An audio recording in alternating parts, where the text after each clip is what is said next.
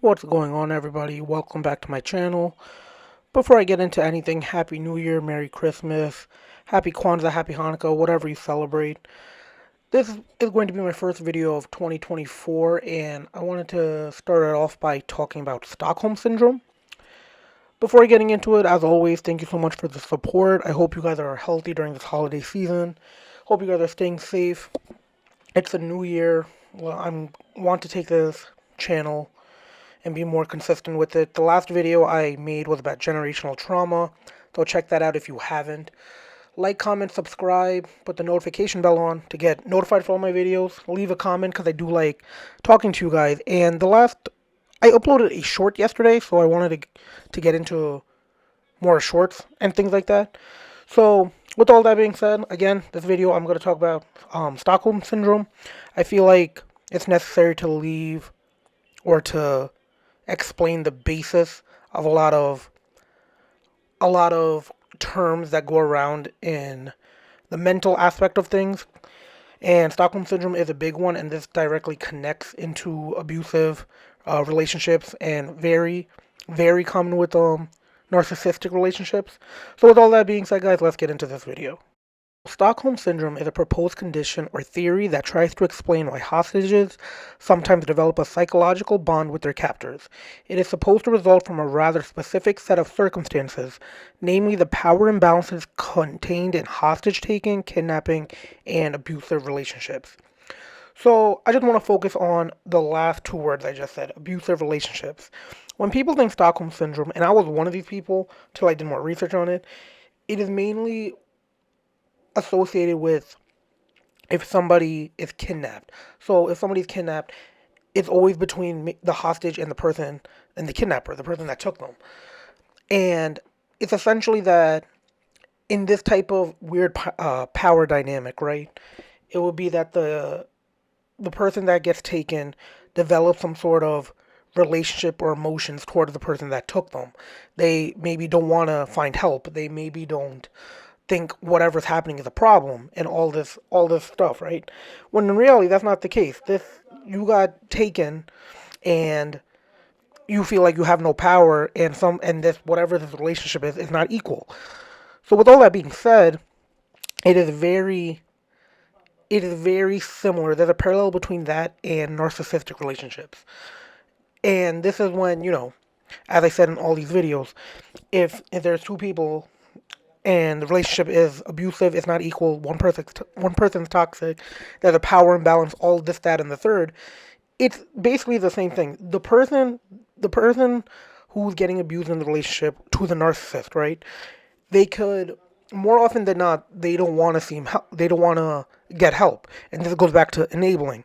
In both cases, the person is enabling the toxic one. They don't think it's a problem. They don't want to speak out.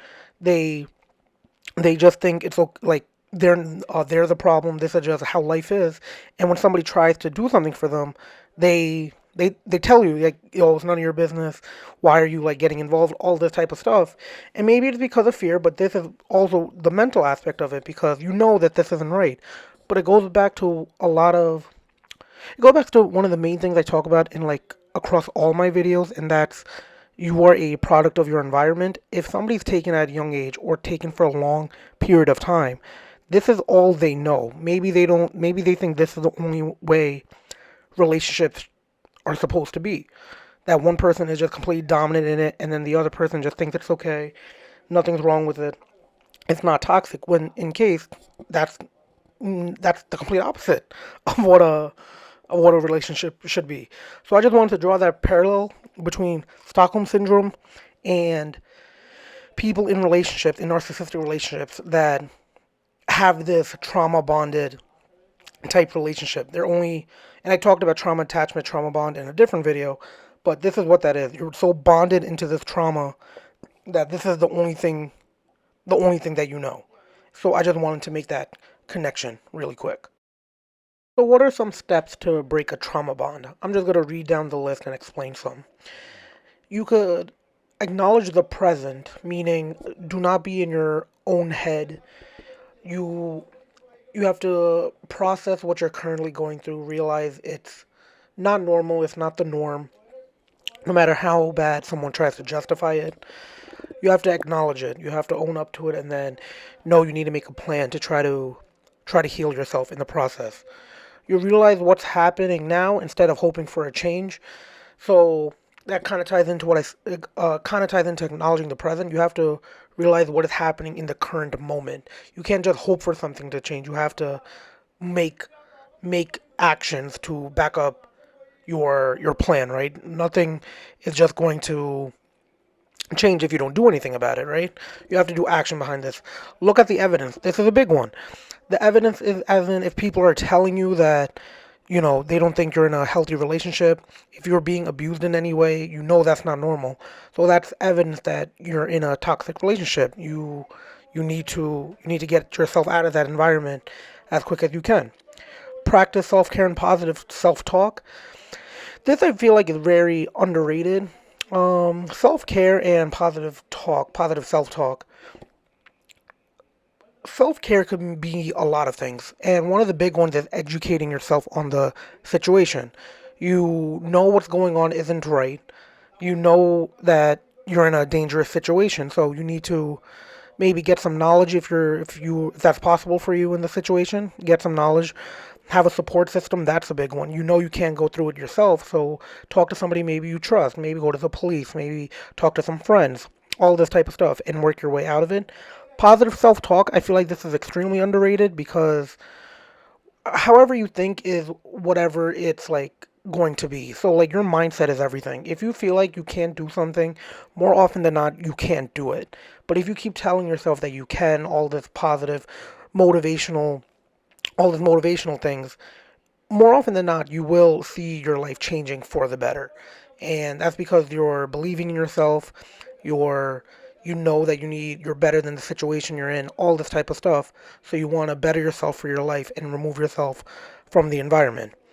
You focus on their actions and not false promises. Now this goes to the toxic person in the relationship. You can only go off you can only base people off their actions, not their words.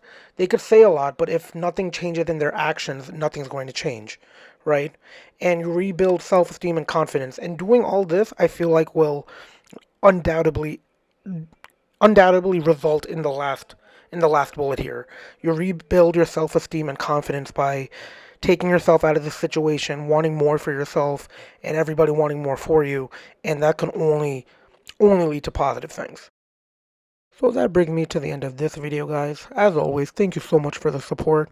I just wanted to talk about Stockholm Syndrome and the direct parallel it has between narcissistic relationships and narcissistic abuse. As always, thank you so much for the support. It really means a lot. Please like, comment, subscribe, put the notification bell on to be alerted for all my upcoming videos. And I'm really excited for this to be my first video 2024, and I expect more to come. But with all that being said, guys, I'll catch you in the next one. And here's to a healthy, prosperous 2024.